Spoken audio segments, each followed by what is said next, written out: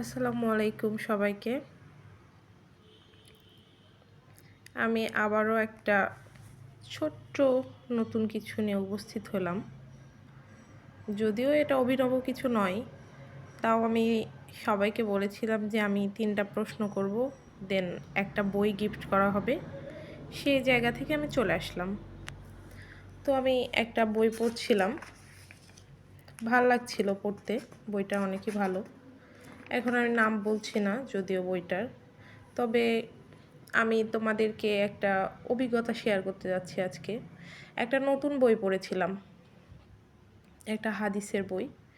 সামনে যেহেতু রমজান মাস, সব থেকে সুন্দরতম মাস, তো আমাদের প্রত্যেকেই উচিত একটু হাদিসের বই পড়া, আল্লাহকে ডাকা। তো সেই জায়গা থেকে আমিও পড়ছিলাম। তো ওখানে ছোট্ট একটা গল্প পড়েছিলাম।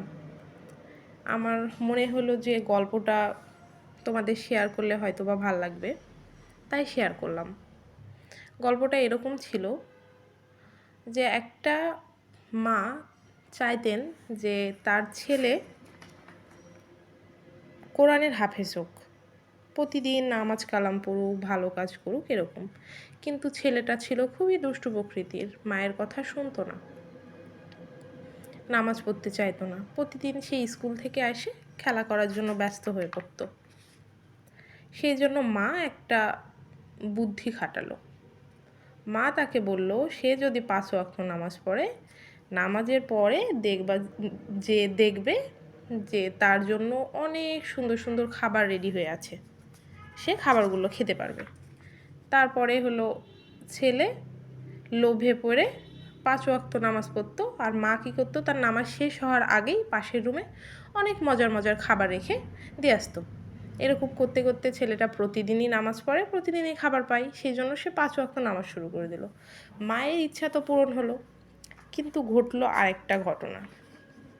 সেটা কি, একদিন মা তার কোনো একটা কাজে খুব ব্যস্ত হয়ে পড়লো, যার কারণে সে রান্না করতে পারেনি, আর ছেলের খাবারটা দিতেও ভুলে গেল।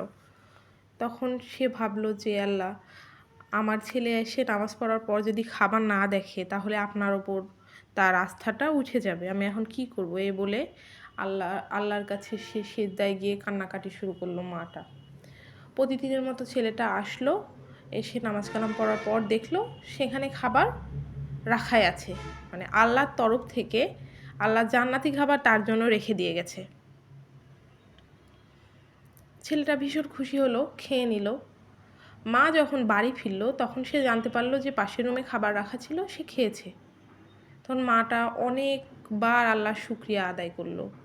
ছেলেটাও আল্লাহর ভক্ত হয়ে গেছে এতদিনে, নামাজ কালাম সে ঠিক মতো পড়ছে, একদম ঠিক মতো। তো আমি এই গল্পটা দিয়ে এটা বোঝাইতে চাইলাম যে আমরা যদি মন থেকে আল্লাহর কাছে কিছু চাই, আল্লাহ অবশ্যই সেটা দিবেন। তাই তোমরা পড়াশোনার পাশাপাশি সবাই নামাজ আদায় করবা, আর আল্লাহর কাছে যেটা তোমাদের মনস্কামনা আছে সেটা চাইবা, আল্লাহ অবশ্যই পূরণ করবেন। হয়তোবা গল্পটা তোমাদের বোরিং লাগলো, কিন্তু আমার কাছে গল্পটা খুবই ভালো লাগছে, সেই জন্য তোমাদেরকে শেয়ার করলাম। এখন আসা যাক আমাদের বইয়ের বিষয়টাতে, প্রশ্নের বিষয়গুলোতে।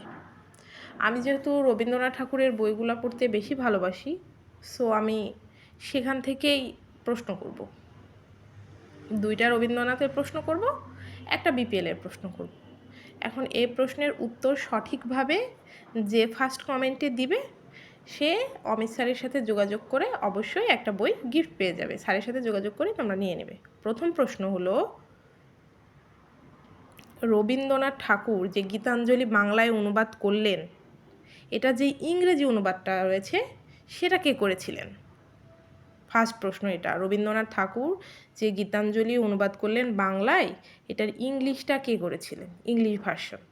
দেন খুবই ইজি একটা প্রশ্ন, এবার বিপিএলে সব থেকে বেশি উইকেট পেয়েছে কোন প্লেয়ার, বাংলাদেশি কোন প্লেয়ার, ঠিক আছে? আর থার্ড প্রশ্নটা হলো, রবীন্দ্রনাথ ঠাকুরের প্রথম বিদেশি গার্লফ্রেন্ডের নাম, রবীন্দ্রনাথ ঠাকুরের প্রথম বিদেশি গার্লফ্রেন্ডের নাম। আচ্ছা, আমার 3টা প্রশ্ন হয়ে গেল। এখন তোমরা 3টা প্রশ্নের অ্যান্সার করবা। ফার্স্ট কমেন্টে যে করবে সে অবশ্যই স্যারের সাথে যোগাযোগ করে একটা নতুন বই পাবে। আর আমার তো বই পড়তে ভাল লাগে, তোমরাও সবাই বই পড়বা, আমার আরও ভালো লাগবে। যদিও ভিডিওটা একটু বোরিং হলো, কিন্তু আমার মনে হয় যে আমি তোমাদেরকে অনেক কিছু শেয়ার করলাম, আমার খুব ভাল লাগলো। আচ্ছা, ধন্যবাদ সবাইকে, আল্লাহ হাফেজ।